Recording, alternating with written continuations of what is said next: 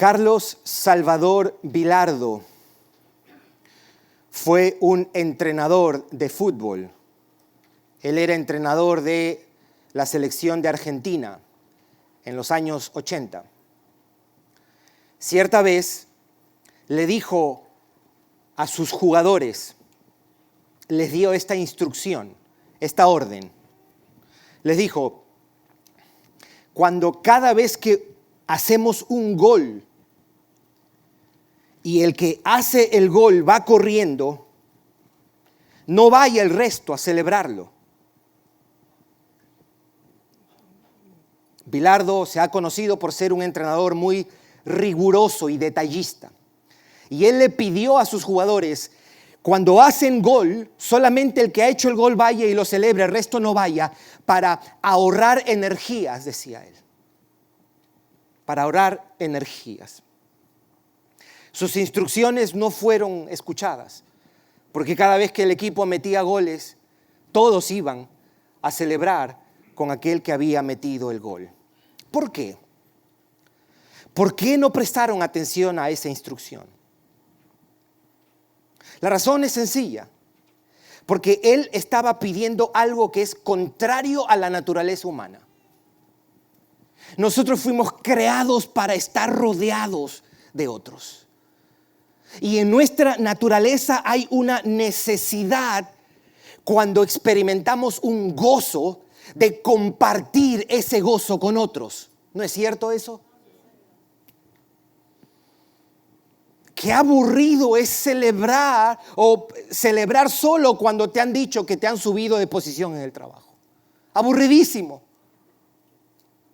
Qué triste es tú solo estar mirando un partido de fútbol con tu equipo y tu equipo campeón y no tener alguien con quien abrazarte. ¿Verdad? Dentro de nosotros hay una necesidad, es intrínseca, es una necesidad humana, inherente a la experiencia y condición humana, y es que fuimos creados para estar en comunidad, para compartir nuestros gozos con otros, pero también nuestras luchas y dificultades con otros. No fuimos creados para vivir solos. No fuimos creados para aislarnos.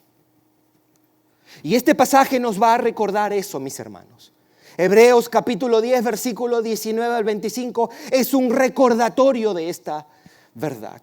Lo que vamos a hacer en los próximos minutos es mirar este pasaje levemente. Mi enfoque va a estar en los versículos 24 y 25. Debemos mirar lo que él ha venido diciendo, pero mi enfoque va a estar versículos 24 y 25 para responder a la pregunta de por qué me debo hacer miembro de una iglesia. Cuando terminemos, entonces llamamos a los nuevos miembros de la iglesia para presentarlos y orar por ellos. ¿Les parece, mis hermanos? Aquí nosotros encontramos 3 exhortaciones.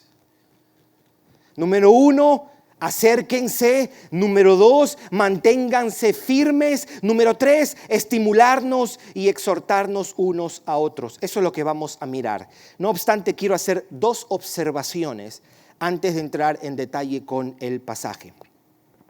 En los versículos que anteceden a este pasaje, el autor básicamente habla del sacrificio de Cristo como superior al de los animales que se ofrecían como ofrenda para el pecado. Los sacrificios que se ofrecían en el tabernáculo eran insuficientes para purificar y para santificar al pueblo.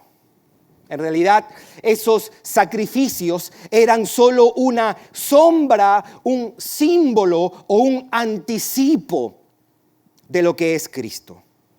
Por eso, en los versículos anteriores dice que Cristo fue ofrecido una sola vez. ¿Por qué? Porque era suficiente. La segunda observación que quiero hacer es algo de repente redundante para algunos, pero yo creo que es importante mencionarlo. El lugar santísimo era el lugar donde solo entraba el sumo sacerdote una vez al año para ofrecer sacrificios. Detrás del velo estaba el arca donde la presencia de Dios descansaba. Nadie podía acercarse porque el hombre es un pecador y necesita un mediador y necesita sangre derramada como castigo por su pecado. El lugar santísimo era el testimonio de que el hombre no puede acercarse al Señor. El lugar santísimo o el tabernáculo en sí mismo era un lugar de encuentro entre Dios y su pueblo, pero también era el recordatorio de que no podían acercarse sin un sacrificio por sus pecados. Lo que nosotros tenemos en el versículo 19 y 21, me gustaría leerlo, porque lo que el autor señala es que Cristo, por medio de su sangre derramada y su carne sacrificada, nos abrió, dice, un camino para entrar a la presencia de Dios. Por eso dice el velo se ha abierto. Y que el mismo Cristo, nos va a decir, es nuestro sacerdote ante Dios para nosotros los creyentes. A causa de eso nosotros podemos entrar. Mire lo que dice, versículo 19 al 21. Así que, hermanos, teniendo libertad para entrar en el lugar santísimo por la sangre de Jesucristo. Versículo 20. Por el camino nuevo y vivo que Él nos abrió a través del velo, esto es, de su carne, y teniendo un gran sacerdote sobre la casa de Dios. Ahora, mis hermanos, no hay nada que impida entrar ante su presencia. Todo lo que se requería para acercarnos a Dios y para estar en una correcta relación con Él ha sido logrado por Cristo Jesús. Versículo 20, por el camino nuevo y vivo. Cristo con su muerte abrió ese camino que estaba velado para el hombre a causa de su pecado. Lo glorioso del cristianismo es que proclama que Dios ha provisto eso.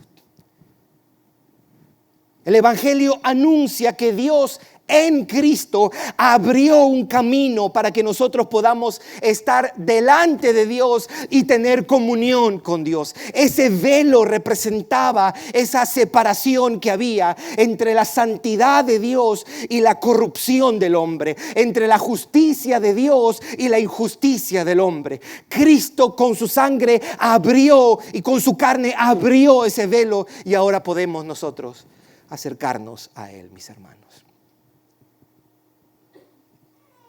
A causa de eso, el autor hace estas tres exhortaciones. La primera está en el versículo 22, la segunda en el versículo 23 y la tercera en el versículo 24 y 25. Vamos a mirarlas una por uno. ¿Cuál es la primera exhortación? Versículo 22. Acerquémonos con corazón sincero. ¿Está notando la relación que hay? En vista que el camino abierto se ha abierto, ahora acerquémonos. En plena certidumbre de fe, purificados los corazones de mala conciencia y lavados los cuerpos con agua pura. En vista de que esto es cierto, entonces acerquémonos ante Dios con libertad, mis hermanos, con confianza para adorarle y para vivir delante de Él, lo que está diciendo el autor de Hebreos. Ahora, esto de corazón sincero, plena certidumbre de fe, corazones purificados de mala conciencia y cuerpos lavados con agua pura, hace referencia a que la realidad de nuestra salvación es interna, no es externa. Es un corazón verdadero, no hipócrita. es seguridad de fe, es corazón purificado y cuerpo lavado con agua, pero no el ritual de lavarse como tenían los judíos antes de presentarse ante Dios. Más bien esto es una referencia a Ezequiel 36, donde la obra del Espíritu es simbolizada como el agua del Espíritu que nos purifica. Hemos sido purificados y lavados a causa de Cristo por la obra del Espíritu. Esto es una invitación a acercarnos a Dios, a colocarnos delante de Él. Ánimo, acércate delante de Dios con libertad. A venir ante Él para adorarlo, para tener compañerismo con Él, para servirle, para vivir para Él.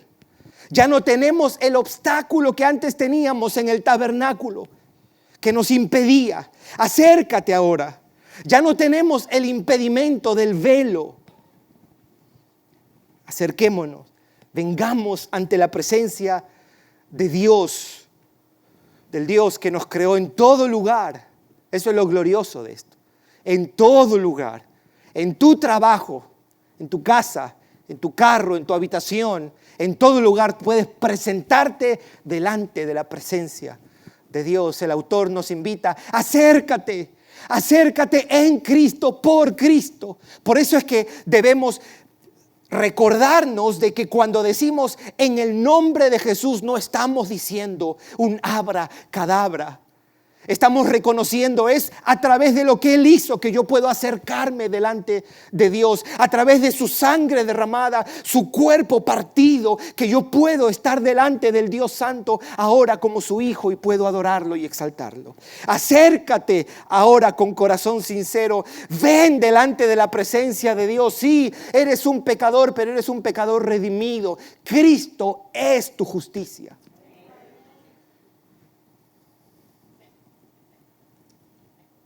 Dos, la segunda exhortación es manténganse firmes. Versículo 23. Mantengamos firmes sin fluctuar la profesión de nuestra esperanza. ¿Por qué dice? Ahí nos da la razón. Porque fiel es el que prometió. Aferrémonos a toda la esperanza que Cristo es para nosotros. No nos soltemos, no desmayemos. No dejemos de perseverar, mis hermanos, está diciendo el autor de Hebreos. Seamos constantes sin desmayar, firmes en la esperanza que Cristo nos da.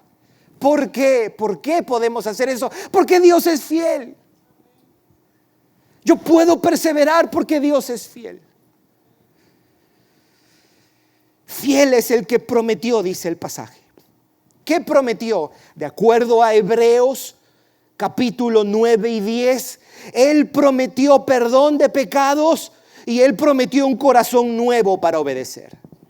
Él ha cumplido esa promesa. Si tú estás en Cristo, Él echó todos tus pecados al fondo del mar y Él te ha dado un nuevo corazón para obedecer. El que hizo las promesas es un Dios fiel. Y por cuanto Él es fiel, nos dice aquí el versículo 23, podemos confiar y mantenernos firmes. Aún en las situaciones más extremas, mis hermanos, como la estaban pasando los cristianos del libro de Hebreos. Aferrémonos a esa esperanza. Él es fiel. Podemos perseverar. Amén. Tercera exhortación, y es la última, la que quiero que centremos nuestra atención. La tercera exhortación está en versículos 24 y 25. El versículo 25, entiendo, es un pasaje bastante conocido y citado por los cristianos. No dejarse sin dejar de congregarnos. Vamos a mirarlo. Versículo 24. Y considerémonos unos a otros para estimularnos, ¿a qué? Al amor y ¿a qué? Versículo 25. No dejando de congregarnos, como algunos tienen por costumbre, Esto es una vieja costumbre. Sino exhortándonos, y tanto más cuanto veis que aquel día se acerca. Para ellos, esto de el día se acerca debía ser motivo de gozo y entusiasmo, no una amenaza. El día se acerca, ¿cómo vas a dejar de congregarte? Es decir, ¿qué es lo que tenemos aquí? Aquí se manda a los que hemos sido redimidos con gran salvación, a aquellos que ahora podemos acercarnos a Dios. Se nos manda a aquellos que podemos entrar al lugar santísimo. Se nos manda a aquellos por quienes Cristo derramó su sangre y entregó su carne. A esos se nos exhorta estimularnos al amor unos con otros y a las buenas obras. Tenemos el encargo de estimular a nuestros hermanos, animarnos y recordarnos la importancia del amor, es decir, el amor a Dios y el amor al prójimo, y animarnos y recordarnos la importancia de las buenas obras, a estimularnos a la santidad y a la obediencia. Y añade, mis hermanos, en el versículo 25, no dejando de congregarnos. NIV lo traduce, not giving up meeting together. Not giving up meeting together. ESV dice, not neglecting to meet together. Not neglecting meet together. To meet together. Quiero decir unas cuantas cosas acerca de estos dos versículos. Importante, preste atención. Yo quiero que usted se convenza de esto con la palabra. Mi tarea es exponerla, leerla, exponerla, y su tarea es venir y usted encontrarse con Dios. Usted encontrarse con Dios. De Nilsson, cuando oraba que seamos confrontados, sí, confrontados, y también inspirados, animados a esto. Cuando dice unos a otros, implica que esta exhortación al estímulo en la comunidad tiene una doble vía. Una vía es el ánimo que damos y la otra es el ánimo que recibimos. ¿Podemos decir eso? Ahí está. No hay que hacer ni interpretación, no hay que hacer ni exégesis de este pasaje. Ahí está clarísimo. Esta exhortación supone dos cosas. Tengo una necesidad y tengo una responsabilidad.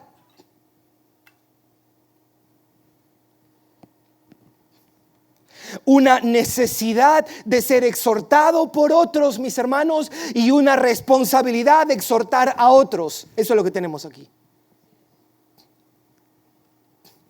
Se trata de una situación recíproca, una dinámica recíproca, exhortación mutua. Edifico a mis hermanos y soy edificado por ellos.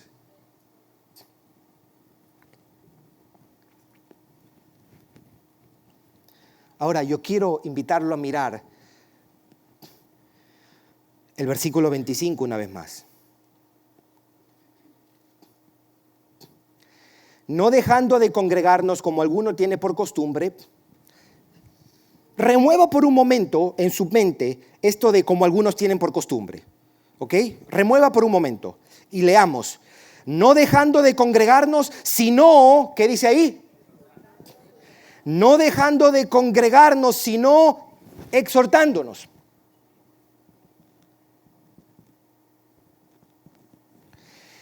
Esto de sin dejar de congregarnos es el aspecto negativo de exhortándonos. Lo opuesto a no dejar de congregarnos no solo es congregarse, sino congregarse para exhortarnos. ¿Lo vio? ¿O no? Es decir, el cumplimiento de esta advertencia no solo es congregarse, sino congregarse para algo específico. ¿Qué es eso específico? Exhortarnos y estimularnos. Nuestro congregarnos como iglesia es convivir para animarnos, estimularnos y edificarnos.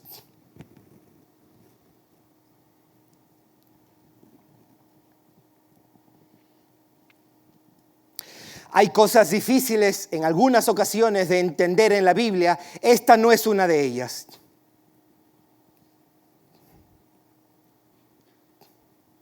Eso pudiéramos decir a manera de aplicación o implicación. Esto de estimularnos es imposible sin reunirse.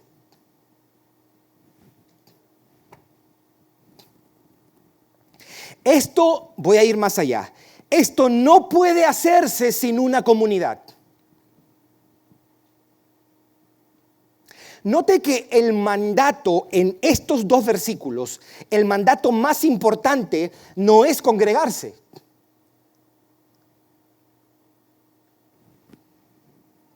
Yo sé que alguien va a decir, ¿cómo?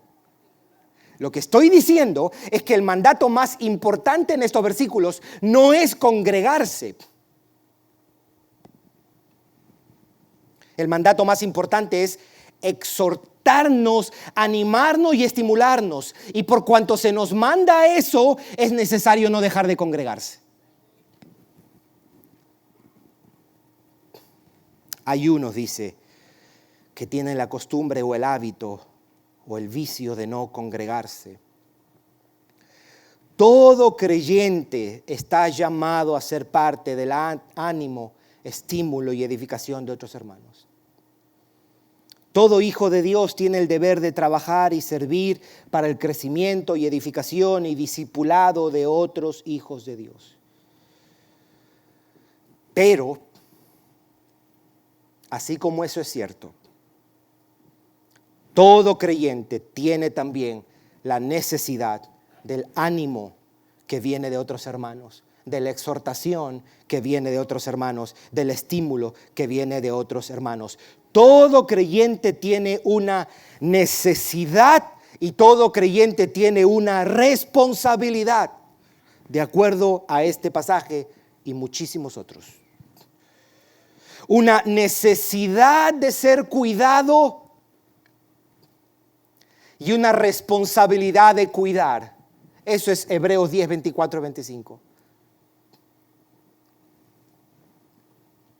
Por más que tú sientas que eres muy espiritual, esto es cierto de ti. Tú tienes una responsabilidad de cuidar a otros, pero también tienes una necesidad de ser cuidado por otros.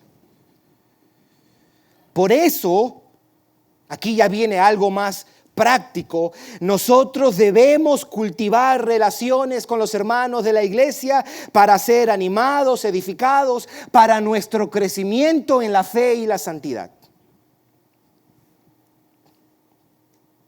Por eso, importante esto, el cumplimiento de este mandato no se limita a venir los domingos a la iglesia. Uno se congrega y se reúne con su iglesia local para el ánimo y el estímulo mutuo. El congregarse los domingos, mis hermanos, es el primer aspecto de este mandato.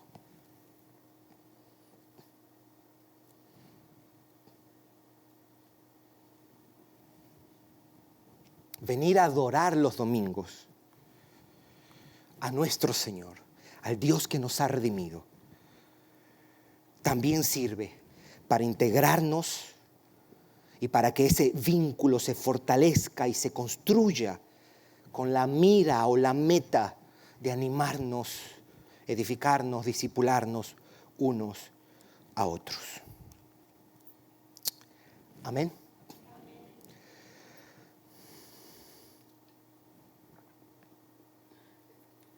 Si uno toma esto, lo que él ha venido diciendo, ¿verdad? Versículos 19. La trascendente realidad de nuestra salvación, que Cristo por su sangre y carne nos abrió un camino. Ahora usted puede estar con Dios por lo que Cristo ha hecho. Usted puede presentarse delante de Dios.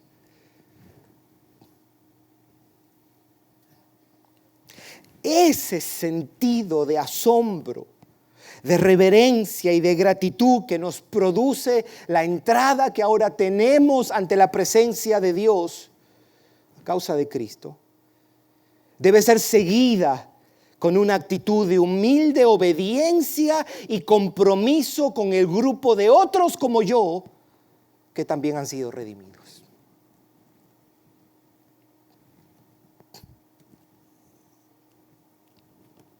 Habiendo dicho esto, quiero responder a la pregunta que he planteado. ¿Por qué hacernos miembros? Quiero dar no es exhaustiva esta definición que voy a dar. Creo que es bíblica, creo que es sencilla para tener una idea y unas palabras finales. ¿Por qué hacernos miembros? Pudiéramos decirlo usted puede encontrar justificación para esta pregunta o respuesta a esta pregunta de 1000 maneras en el Nuevo Testamento y el Antiguo Testamento. Pero vamos a usar este texto para que guíe nuestro entendimiento y nuestra respuesta. Por cuanto estamos llamados a ser parte de la edificación de otros creyentes. Eso es cierto, ¿verdad? Por cuanto estamos llamados a ser parte de la edificación de otros creyentes y a su vez a ser animados y exhortados por otros creyentes, todo cristiano debe identificar una comunidad a la que nos unimos para cuidar y ser cuidados. Identificar un grupo de creyentes con los que nos comprometemos a cuidar y ser cuidados. Se requiere una clase de compromiso por medio del cual ese cuidado mutuo puede expresarse. Los hijos de Dios debemos identificar un grupo, una comunidad a la que nos unimos para servirla y para ser exhortados por otros hermanos. Una iglesia local para hacer un compromiso formal. Me comprometo formalmente. ¿De qué? ¿Compromiso formal de qué? De colocarnos bajo la autoridad y el cuidado de la iglesia.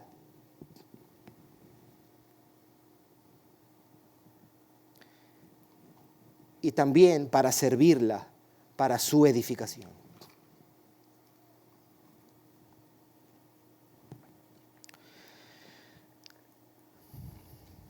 ¿Qué es la membresía de la iglesia? La membresía de la iglesia, esta definición no es canónica, ¿ok? Y tampoco es exhaustiva. Es un entendimiento sencillo. La membresía de la iglesia es un compromiso formal que hacemos con una comunidad de creyentes, por medio de la cual nos colocamos bajo la autoridad y cuidado de la congregación y para servirla en conformidad a nuestros dones y capacidades. Por esta razón, mis hermanos, la membresía de la iglesia es importante. Así como, piensa en esto, así como estás llamado a acercarte al Señor por lo que Cristo ha hecho. Piensa esto, así también tus hermanos son llamados a eso. No pierdas de vista que tus hermanos en Cristo, aquí en esta iglesia local, tienen el mismo privilegio y el mismo llamado a acercarse. Y ellos necesitarán de ti para ser recordados y animados. Y no pierdas de vista que tú necesitarás también ser recordado y animado.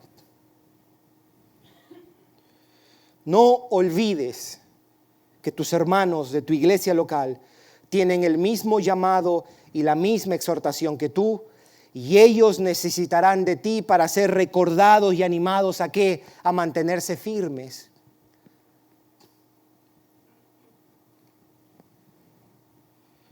Y que tú necesitarás de ellos para ser recordado y animado a mantenerte firme. Mis hermanos, la iglesia es un regalo que Dios te da. Tu iglesia local es un don, una gracia, una bendición que Dios te ha dado para que con ella te acerques, adores, sirvas, perseveres, para que tú también seas un instrumento, mis hermanos, para que otros no desmayen. Y para que otros te animen y te fortalezca cuando estés débil. ¿Cómo no pertenecer a una comunidad local? ¿Cómo no amar una comunidad de aquellos a quienes Cristo ha amado? ¿Cómo no comprometerme con una comunidad a quien Cristo ha redimido y servirla? ¿Cómo no abrazar la sabiduría y la bondad de Dios al darnos su iglesia?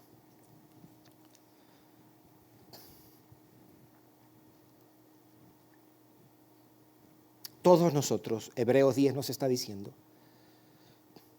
tenemos una necesidad y una responsabilidad. Una necesidad de ser cuidados, animados, edificados. Y una responsabilidad de ser parte de la edificación de otros creyentes. Esto es tan serio como el velo que Cristo abrió para que tú y yo podamos entrar. Amado hermano, amada hermana que has rehusado o que de repente tienes opiniones distintas a este respecto, medítalo y no seas tú hallado o hallada siendo influenciado por esta sociedad tan autónoma. No queremos autoridad por encima de nosotros. Estamos tan ensimismados y no queremos mirar por encima de nuestra casa y familia. La iglesia local es el regalo que Dios te ha dado para cuidarte, para protegerte. Para que en el momento que te estés desviando, alguien venga y te confronte y te diga la actitud que estás teniendo no está bien. Enderece el camino. O para el día cuando estés débil, se pueda venir y cargarte y llevarte. La iglesia debe ser algo por lo que celebrar y por lo que dar gracias a Dios. Mis hermanos, una de las cosas que más muestran a Cristo y lo glorioso y superior que es para su pueblo es cuando ellos reconocen su necesidad de otros creyentes. Cuando renunciamos al aislamiento arrogante, cuando resistimos la autosuficiencia y nos humillamos y nos amamos, nos servimos, nos soportamos, nos cuidamos y nos perdonamos unos a otros. Y para eso nos comprometemos con una comunidad. El ánimo mutuo,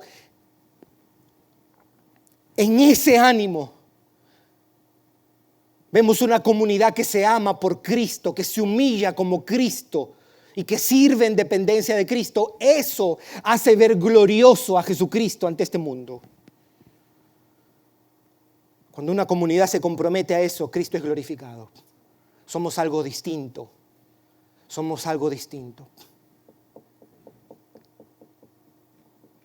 Quiero terminar con esto en su libro. la biografía de Carmen Balcells. Carmen Balcells fue una agente literaria. Entre las personas que ella representaba estaban Gabriel García Márquez y estaba Mario Vargas Llosa y Julio Cortázar. En su biografía, que se llama Traficante de Palabras, hay una parte bien sorprendente. Y ella dice que cuando él conoció a Gabriel García Márquez, ella no lo soportaba porque era muy arrogante. Y él decía de ella es muy arrogante, no la soporto tampoco. Pero tenían una meta en común y se toleraron y se soportaron y terminando siendo buenos amigos. Eso nos confronta a nosotros, que tenemos un valor más alto que vender libros. Tenemos a un Cristo que dio su vida, mis hermanos. Nosotros deberíamos sentirnos confrontados cuando en el mundo se toleran y se valoran por metas y aspiraciones terrenales. Aquí tenemos al Cristo que dio su vida por su iglesia y Él nos llama y nos dice: acércate, persevera y cuidémonos. Esto requiere que un hombre y una mujer que han sido redimidos digan: yo me quiero comprometer con una comunidad. Yo quiero estar bajo el cuidado y la autoridad de una congregación. Y una congregación que me va a edificar, pero también a la que voy a servir. Y eso es lo que hacen estos hermanos que hoy día se presentan aquí como nuevos miembros de la iglesia. Que seamos recordados y que seamos animados de esto, mis hermanos. Que encontremos en esto un estímulo para celebrar lo que es la iglesia. Está llena de pecadores, sí, es verdad. Tenemos muchas manchas y arrugas y siempre la tendremos hasta el día que Cristo venga. Pero a esta que tiene manchas y arrugas, Cristo la sigue amando y la sigue edificando. Que nosotros haya una actitud que se corresponda a la actitud que Cristo tiene hacia su iglesia. Amén. ¿Les parece si oramos un momento?